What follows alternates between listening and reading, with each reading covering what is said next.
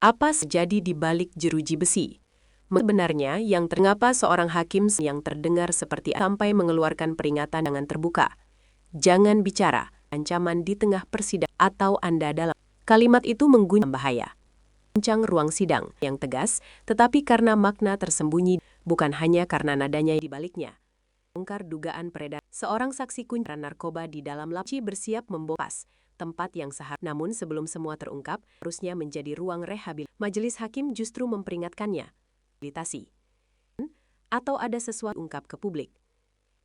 Apakah ini bentuk perlindungan kursi terdakwa? Amar Zoni itu yang terlalu berbahaya untuk hanya terdiam. Wajahnya, ini bukan lagi sekadar kasus narkoba seorang selebgram tentang keberanian berbicara dan tentang risiko ketika kebenaran lintas. Ini tentang sistem, tentang menyentuh institusi besar, menyimpan beban yang tak terucap dalam lapas, dan jika iya, siapa yang sebenarnya harus benarkah ada pasar gelap di dalam tanggung jawab? Tetap berkap di ruang sidang hari itu bisa mengubah cara kita memandang hukum dan keadilan sama kami. Karena apa yang terungkap di negeri ini. Hakim melontarkan peringatan keras kepada seorang saksi kunci. Persidangan kasus narkotika yang menjerat Amar Zoni. Dalam suasana ruang sidang yang semula berjalan formal, kini mendadak berubah tegang ketika majelis hakim. Ketua majelis mencondongkan badan dan menegaskan agar saksi dapat membahayakan dirinya sendiri. Ucapan tersebut bukan sekedar formalitas hukum. Berhati-hati dalam memberikan keterangan, karena yang biasa terdengar dalam persidangan. Nada dan konteks nyata yang mengintai apabila kesaksian dilanjutkan terlalu jauh. Menimbulkan kesan bahwa ada resiko para pengunjung sidang dan awak media perubahan atmosfer tersebut. Teguran itu yang hadir langsung menangkap seolah menjadi garis batas yang boleh diungkap dan wilayah sensitif yang berpotensi tak kasat mata antara fakta yang menimbulkan implikasi. Sejak saat itu, jalannya sidang tidak lagi sekedar membahas kepemilikan lebih luas. Barang bukti, melainkan apa yang sebenarnya hendak disampaikan. Aksi yang dihadirkan tim dan mulai diselimuti spekulasi tentang kuasa hukum Amar Zoni membawa pernyataan yang cukup mengejutkan oleh saksi. Peredaran obat terlarang di dalam lembaga pemasyarakatan, tempat yang ia mengindikasikan adanya mestinya menjadi ruang pembinaan. Saksi mencoba menggambarkan dan rehabilitasi bagi situasi internal yang menurut narapidana. Dalam keterangannya yang terlarang, pernyataannya mempermudah akses terhadap barang ringan, mengingat lapas berada di bawah pengawasan ketat ini tentu bukan tuding keamanan berlapis. Jika aparat dan memiliki sistem tersebut menyiratkan adanya celah jika benar terjadi, dugaan bahkan potensi keterlibatan oknum tertentu. Namun sebelum penjelasan itu berkembang dalam pengawasan, lebih jauh, majelis hakim relevan dengan pokok perkara.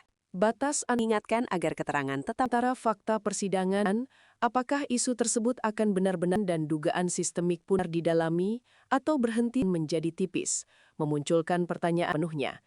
Dan sebagai pernyataan yang tak sempat terurai dalam persidangan tersebut, Amar Zoni narkotika yang ketiga kalinya.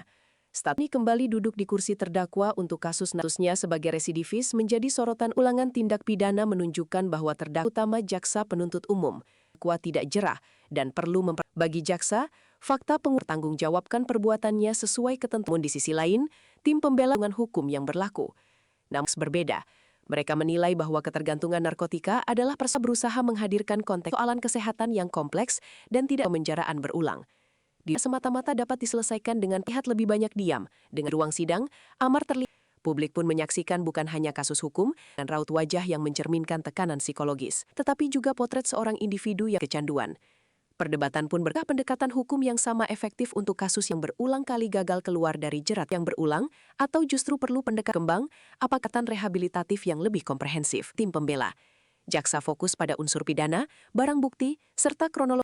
Persidangan memperlihatkan kontras yang bagi penangkapan yang dinilai sudah memenuhi syarat pembuktian. Jelas antara strategi jaksa dan telah berupaya memperluas pembahasan dengan menyinggung dugaan sementara itu, pembedusif bagi pemulihan pecandu di lapas yang dinilai tidak Setiap kali pembela mencoba internal lembaga pemasyarakatan, coba menggali lebih jauh mengenai lingkungan intan atas dasar relevansi.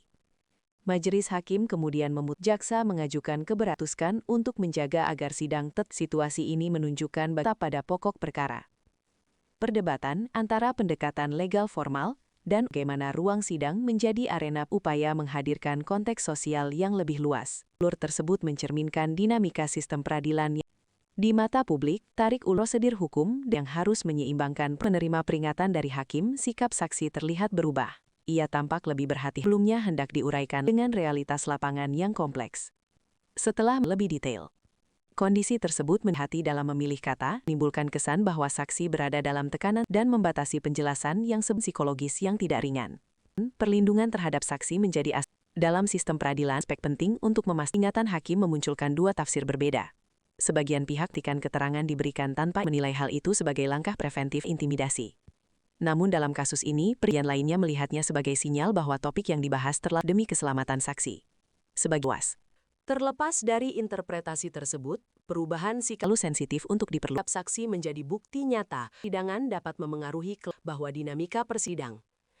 Isu yang sempat mencuat dalam sidang ini kembali membuka lancaran pengungkapan fakta di ruang diskusi tentang kondisi dalam beberapa tahun terakhir, lembaga pemasyarakatan di Indonesia.